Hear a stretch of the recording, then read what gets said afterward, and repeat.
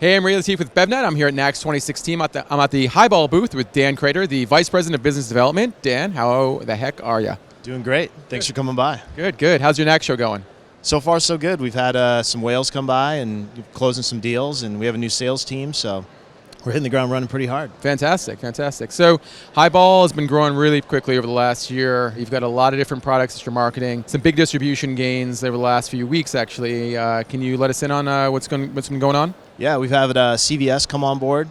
They're going to be highlighting our products in some open-air coolers, which we're really excited about. It's going to be about close to 500 stores to start, and we're going to be monitoring that program and trying to grow with them, over the next year. So we're really excited about where that's going to go, and it's opening up a lot of just new opportunities in the drug channel to meet customers in a different place that, we've been building the brand in the natural foods channel. That's kind of the burning core of our brand, and now it's starting to spill over into mass, drug, and a lot of exciting channels, including convenience. Mm-hmm. So you're in 500 CVS stores across the country at this point. Yeah, it's rolling out as we speak. Very cool. As far as the other distribution gains, you picked up some more placement in retailers in the grocery, conventional. You said drug and some mass channels as well. And it's interesting because you guys have such a broad portfolio of products. You have your energy drinks, your sparkling waters, cold brew coffee. You got your protein drinks. How do you manage your portfolio in so many different retail channels? How do you kind of figure out where certain products belong and where others don't? Yeah, well, a big advantage of having a diverse portfolio, we've always wanted to build an energy platform where we bring healthy energy into a variety of different circumstances and usage occasions. So what that's done is it allows us to go into a retailer and offer that from one vendor, and that's really creates an efficiency that they like to see, especially when you're doing direct business. When they can buy across multiple platforms from one vendor, it really is a nice box to check for the retailer, and they enjoy working with vendors on that capacity. Yeah, you guys have done a good job getting healthy energy into places like Whole Foods, where you started, and into other retailers as well, other retail channels as well. It's interesting because that's sort of evolving right now in convenience. You're starting to see healthy energy products and brands start to make their way into those coolers. What's your C-store strategy for Highball? What are the products and where do you want to go in the C-store channel? Our C-store strategy really revolves around being very choosy who we partner with. There's 150,000 roughly C-stores in the marketplace. Not all of them are ready for what we're offering. So you really have to kind of be choosy, find the right partner, and really develop a long-term strategy and relationship. There's lots of opportunities in convenience to go in and out, and we don't dissuade companies from doing that. We've done it a little bit. It's great feedback.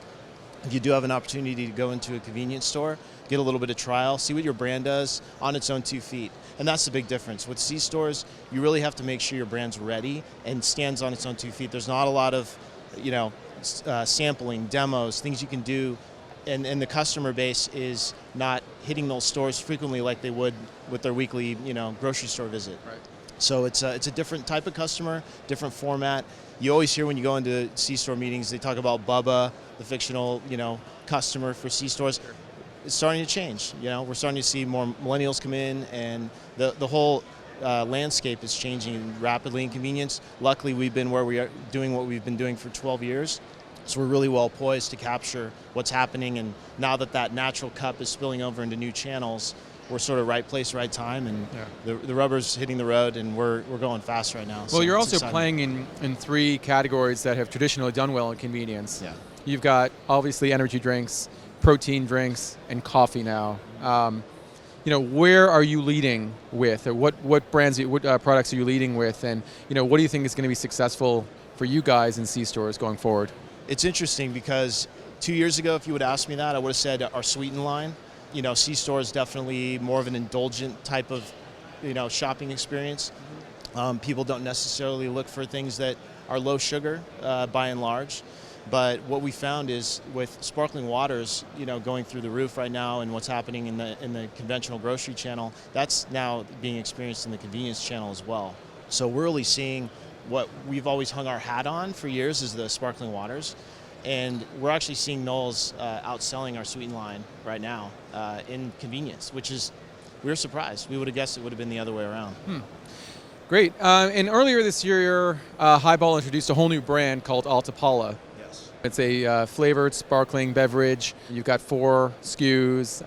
How's that brand doing?